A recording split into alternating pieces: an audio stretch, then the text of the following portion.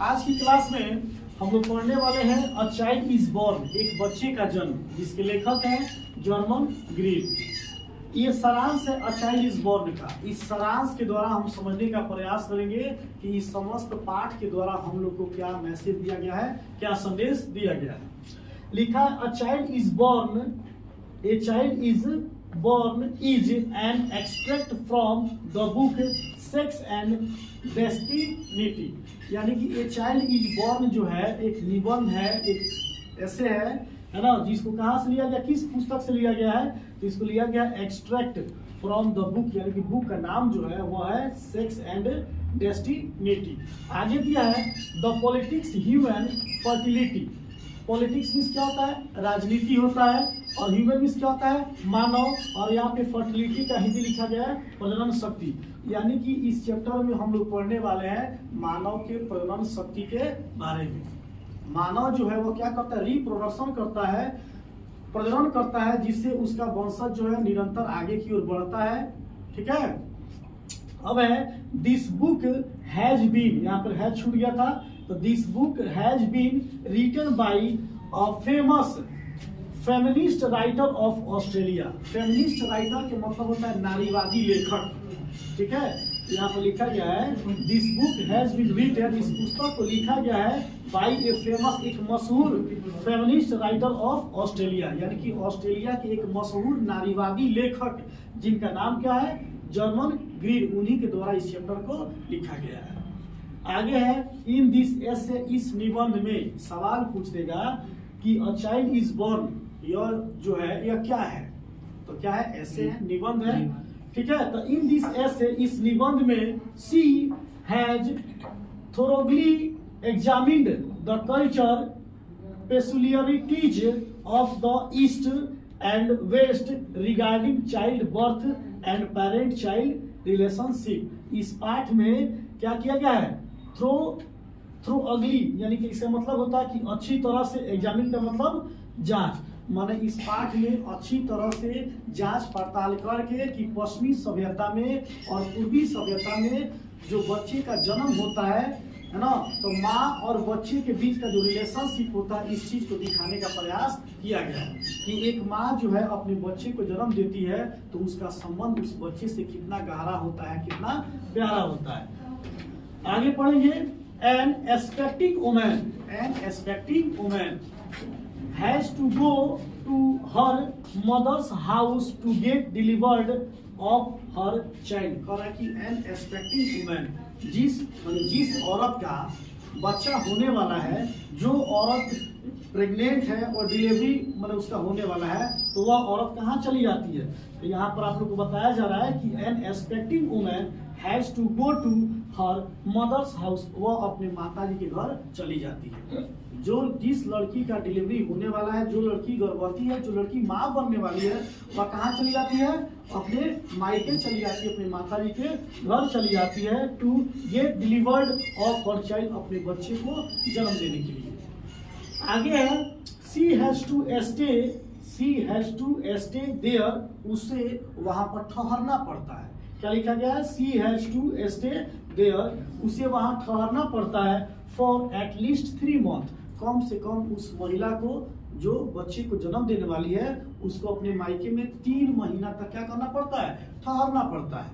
जब बच्चे का जन्म हो जाता है तो जन्म से 3 महीने तक वो अपने मायके में ठहरती है। क्यों ठहरती है, क्योंकि अपने मायके में रहेगी तो उसके बच्चे का देखरेख और उसका देखरेख उसके मायके वाले, उसके माता, उसकी बहन है ना, ये लोग क्या करेंगे, बढ़िया से देखरेख करेंगे। ससुराल में शायद ऐसा नहीं हो पाता होगा, ससुराल के लोग जो है बढ़िया केयर नहीं कर पाते होंगे, इसी वजह से जो गर्भवती महिला वह कहाँ चली जाती है, अपने मायके चली जाती है, और कम से कम बच्चे के जन्म के 3 महीने तक वह वहां पर रहती है। When the child is 7 days old, जब बच्चा 7 दिन का हो जाता है, कितने दिनों का, 7 दिनों का जब बच्चा हो जाता है, a new dress is brought both of the child and his mother। जब बच्चा जन्म ले लेता है, माँ बच्चे को जन्म दे देती है, तो जन्म के 7वें दिन क्या होता है, बच्चे का छठियार होता है। छठियार तो देखे होंगे आप लोग, छठियार होता है और उसमें माँ और बच्चा दोनों के लिए क्या होता है कि नए कपड़े खरीदे जाते हैं, माँ और बच्चा दोनों को नहलाया जाता है, वे नहला धुआकर नए नए कपड़े पहनते हैं। आगे हम लोग पढ़ेंगे this practice increases, this practice, practice means क्या होता है अभ्यास, अनुभव भी कर सकते हैं, है ना। तो दिस प्रैक्टिस, यह अनुभव जो होता है, यह अभ्यास होता है, encourages the sense of security of N expected mother and remove all the worries associate with the child birth. कह रहा है यहाँ पर कि दिस प्रैक्टिस इंकरेजेज, माने जब कोई महिला अपने माँ के घर चली जाती है और माँ के घर अपने बच्चे को जन्म देती है, तो माँ के घर जो बच्चे देने का अनुभव होता है, उस अनुभव से क्या होता है, उसका अनुभव जो है, उसका एक्सपीरियंस इंक्रीजेज बढ़ता है, the sense of security of N expected mother and remove all the worry. जितनी भी प्रकार की चिंताएं होती है, जब एक लड़की अपने माँ के घर अपने बच्चे को जन्म देती है, तो उसे ज्यादा चिंता करने की आवश्यकता नहीं होती है, क्योंकि उसके बच्चे को देख रेख करने के लिए उसकी माँ, उसकी बहन, है ना, उसकी भौजाई वहां पर रहता है लोग। अगर यह थोड़ा सा अस्वस्थ है, मतलब निरोग नहीं है, थोड़ा अस्वस्थ है, तब वो उसे चिंता करने की कोई बात नहीं है, क्योंकि उसकी देखरेख और उसके बच्चे की देखरेख करने के लिए लोग वहां पे मौजूद रहते हैं। तो वही यहाँ पे कह रहा है कि रिमूव्स ऑल द वरीज, जितनी भी प्रकार की चिंताएं होती है वो क्या होती है, हट जाती है, दूर हो जाती है, एसोसिएट विद चाइल्ड बर्थ, बच्चे के जन्म के बाद। जो बच्चे का जन्म होता है और जन्म के बाद जो माँ और बच्चे का जो संबंध होता है, रिलेशन होता है, उनके बीच क्या होता है, जो थोड़ी बहुत चिंता होती है वो थोड़ा कम हो जाती है जब वे अपनी मायके में रहती है तब। अब देखेंगे दिस वेज इन मतलब इस तरह से, इस प्रकार से, इन रास्तों से आर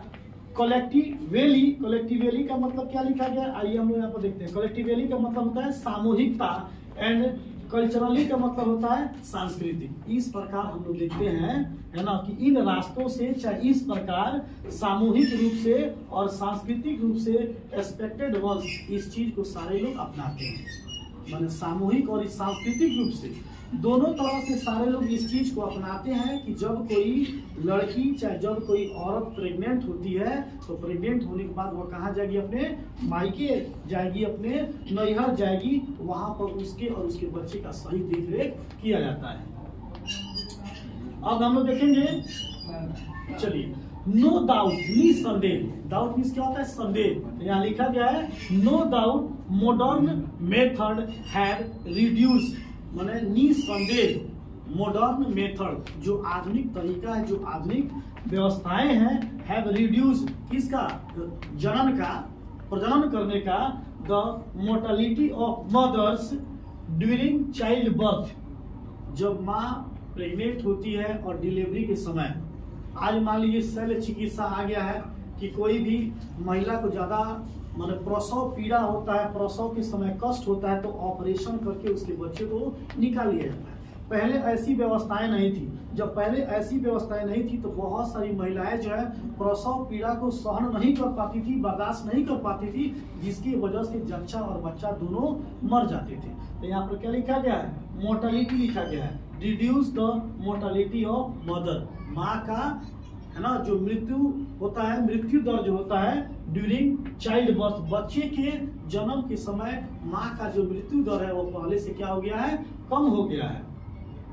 बट लेकिन they have described them of the important experience